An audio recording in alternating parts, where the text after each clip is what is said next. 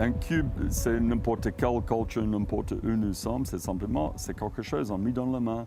C'est quelque chose de très personnel. C'est un bloc, c'est un objet qui est partagé, qui est facile à partager. On comprend tout, on voit une façade et on a le sens de comprendre toutes les choses. On est dans un évidement qui a une forme un peu sphérique.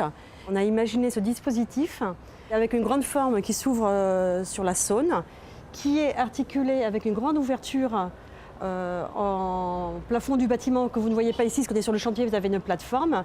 Et ce qui fait qu'on a de la lumière zénithale qui arrive jusqu'ici. Autre dispositif, cela nous permet d'amener des balcons sur chaque plateau de bureau. Et avec au toit, sur le toit aussi une très grande terrasse. On imaginait qu'est-ce que c'est la façon de ramener la lumière depuis là, mais en même temps, qu'est-ce que c'est la possibilité aussi d'imaginer un type de dialogue entre ça et le son. En fait, c'est un élément conique, mais déformé vers le son qui donne tout de suite les vues, qui donne tout de suite la lumière dans les bureaux, mais qui donne aussi le potentiel de créer un effet chimney pour l'air qui passe, l'air frais, et qui ramène l'air à l'intérieur du bureau.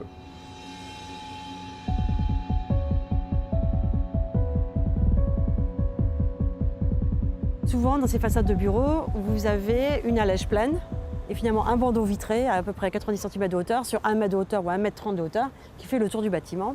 Et ensuite, vous avez un linteau qui est fermé, opaque. Ici, vu le site qu'on avait, on trouvait intéressant de travailler d'une manière plus aléatoire en gardant toujours de toute façon un bandeau ouvert à ce plan de hauteur de travail qui est 90 cm. Mais il y a de travailler aussi de temps en temps des allèges transparentes pour avoir le regard qui va vers le fleuve, comme ça, et de temps en temps on regarde vers le fleuve, ou de temps en temps d'avoir des linteaux ouverts pour regarder vers le ciel. Et ce qui fait, c'est qu'on a un bandeau, et chaque fois on est découpé un peu vers le haut ou transparent vers le bas, enfin c'est différencié. Et ça accentue, je pense, le côté aléatoire de la maille avec son dessin. Donc on a vraiment une façade qui se fait en plusieurs plans successifs. Les panneaux sont perforés à environ 75% de leur matière, donc ils sont très légers. Et leur perforation est aussi calculée suivant les orientations. Donc on n'a pas les mêmes qu'on se situe du côté sud, nord, est, ouest. Donc il y a eu une étude avec le bureau d'études thermiques pour calculer justement le bon indice entre la transparence visuelle à avoir de l'intérieur vers l'extérieur et la protection qu'on attendait vis-à-vis de l'extérieur. Et sachant aussi que cette façade, elle est dans un orange plus foncé et donc est en contraste par rapport à la maille qui est dans un orange plus clair. Et nous, il nous semblait, quand nous travaillions avec des couleurs qui faisaient référence à ce site, à cette histoire industrielle, étant en plus accolée aux arches industrielles, un orange minium, qui est une couleur industrielle par excellence, prenait sens. Donc ce n'est pas une couleur qui est venue par hasard, c'est une couleur qui a une histoire avec son site, qui s'inscrit à proximité de cette grue bleue qui est toujours là, à côté de ces arches, et qui en même temps est un contraste qui est complémentaire par rapport à la Saône, qui est vraiment verte. Il y a un mélange un peu entre finalement une certaine rigueur, simplicité et complexité dans la façade, qui fait qu'on arrive à un équilibre qui est intéressant.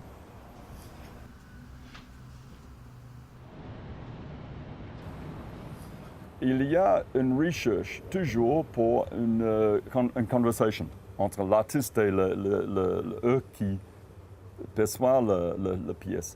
Et c'est une conversation souvent très intime et souvent très tactile, très expérientielle.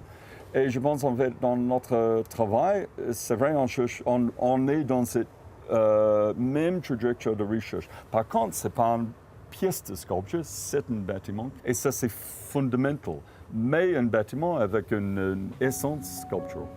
L'architecture, c'est quand même une expérience. C'est à vivre dedans.